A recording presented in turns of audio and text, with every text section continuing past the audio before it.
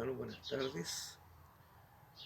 Quiero compartir ahora sobre una expresión, un concepto, diríamos, dentro de los atributos de Dios, que habla de su bondad, y de una expresión asociada a lo mismo que nosotros generalmente usamos: Dios es bueno. Y quizás muchas veces, producto de una película que vimos, usamos la expresión Dios es bueno todo el tiempo. Todo el tiempo Dios es bueno. Y quiero basarlo inicialmente en un diálogo que tiene Jesucristo con un joven, ¿ya? Y me refiero que es uno de los, quizás uno de los encuentros o diálogos que Jesús tiene con alguien, quizás con efectos o resultados que nosotros no habríamos imaginado, en razón de los encuentros que Jesús tenía con algunas personas que tenían un diálogo particular. Me refiero al joven rico. El joven rico le llama a Jesús maestro bueno, a lo que Jesús le responde: ¿por qué me llamas bueno? Solo hay uno solo bueno, y ese es Dios. Quiero invitarles a orar. Padre nuestro que estás en los cielos, Señor, gracias por este día y por este momento, Señor, que tú nos das de poder compartir tu palabra. Rogamos que tú nos guíes, Señor, en meditar profundamente cada uno de nosotros en el sentido y en el propósito que tu palabra tiene, en razón de tus atributos, de quién eres tú y cómo nos podemos relacionar contigo. Guíanos, Señor, en esta hora, en el nombre de Jesucristo. Amén. Ya vimos, ¿no es cierto?, que en este diálogo que Jesús tiene con el joven rico llega con una intención, a preguntar algo a Jesús, pero no vamos a referirnos a la pregunta o al tema propiamente tal, sino que a cómo llega el joven rico, cómo se refiere a Jesús. Jesús le responde, no la pregunta que quizás él hace en ese momento. El joven rico llama a Jesús maestro bueno. Eh, Quizás nosotros pudiéramos haber esperado una respuesta asociada a la pregunta propiamente tal: ¿qué tengo que hacer para heredar la vida eterna? Eh, Vemos que quizás el joven rico fue una forma muy quizás respetuosa para dirigirse a Jesús, y al reconocerlo como maestro, como rabino, y a incorporarle a esto este atributo, diríamos nosotros, este adjetivo calificativo para referirse a Jesús. Ahora, Jesús, al responder de esa manera, diciéndole, ¿por qué me llamas bueno? ¿Verdad o no? Y luego le dice, si no hay ninguno bueno, solamente Dios. ¿Ya? Jesús, al darle esta respuesta, no está negando ni su propia bondad, la bondad de Jesús, ni tampoco está negando su divinidad. Tampoco el Señor Jesús estaba criticando al joven rico por haberlo llamado de esta manera, por haberlo llamado maestro bueno, porque eh, al decirle así, ¿no es cierto?, decir, mira, solamente Dios es bueno, no estaba en ese sentido en las palabras de Jesús de cuestionar o criticar la expresión del joven rico. Tampoco, tampoco tenía la intención eh, de negar su divinidad, como dije al comienzo, diciendo, mira, yo no soy Dios, Dios es bueno, yo no soy Dios, por lo tanto no puedo ser bueno. Ninguna de estas cosas estaba negando Jesucristo. Lo que Jesús estaba expresando es su interpretación a las palabras del joven rico, es decir, a por qué se dirige de esta manera y cómo lo hace. ¿Ya? Jesús perfectamente entendía, Jesús perfectamente comprendía que el joven rico, al llamarlo maestro bueno, lo hacía usando una forma muy quizás muy superficial, ¿ya?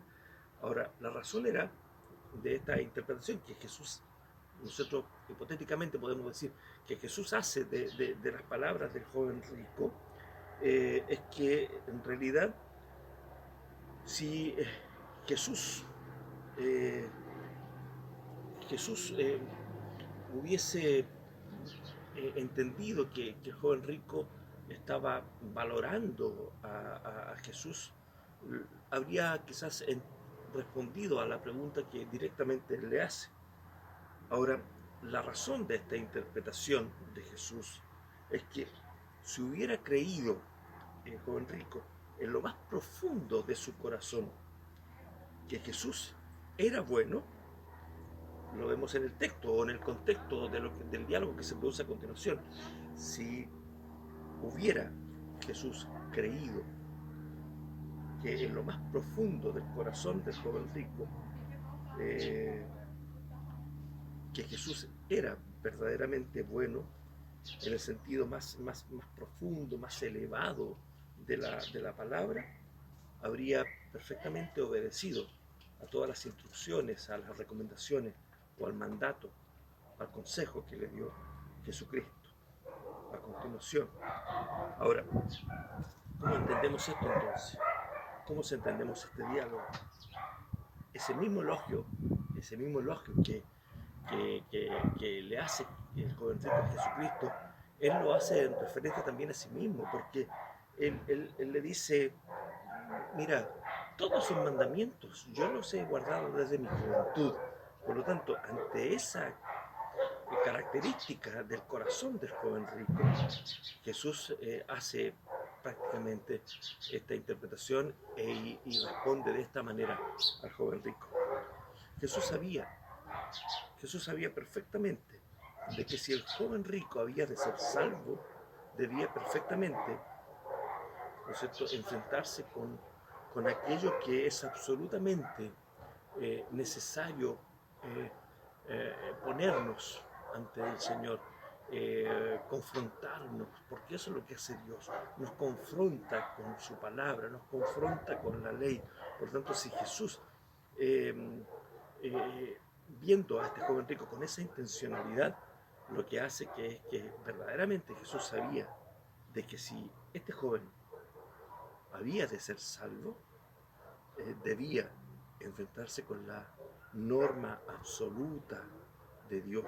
Esto es su ley, una ley perfecta que fue promulgada por el único ser perfecto. Y esto es Dios.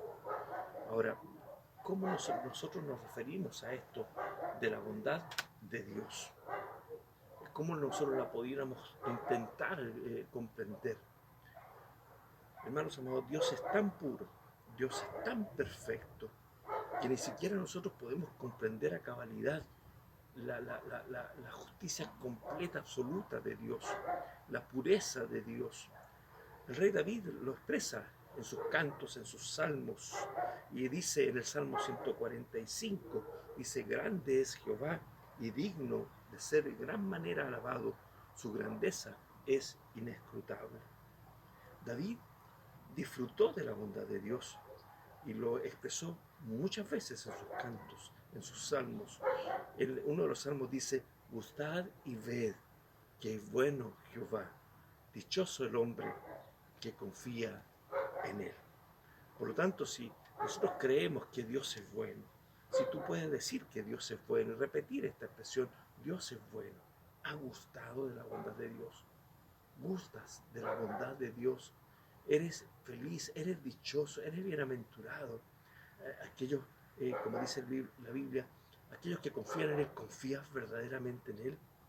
Confía en que su bondad es inescrutable, aunque no la podamos comprender. Pero ahí está Dios, para tender su mano, para sostenerte, para guiarte, para animarte, para alentarte. Y aún en las circunstancias más adversas, Dios está ahí con su bondad, con su misericordia. Aún en los momentos más complejos, más difíciles de la vida, podemos gustar, podemos gozar de la bondad de Dios. ¿Por qué? ¿Por qué podemos gustar y gozar de la bondad de Dios? Porque confiamos en Él. Si tú confías en el Señor, verdaderamente, a pesar de las circunstancias, en razón de la fe que Dios ha puesto en tu corazón, es porque verdaderamente estás disfrutando y gozando de su gran amor, de su gran misericordia, de su gracia y de su bondad. Dios es bueno, goza de Él, disfruta de Él, disfruta de su gracia, de su misericordia, porque confiando en Él solamente podemos realmente estar tranquilos y descansar en su fidelidad.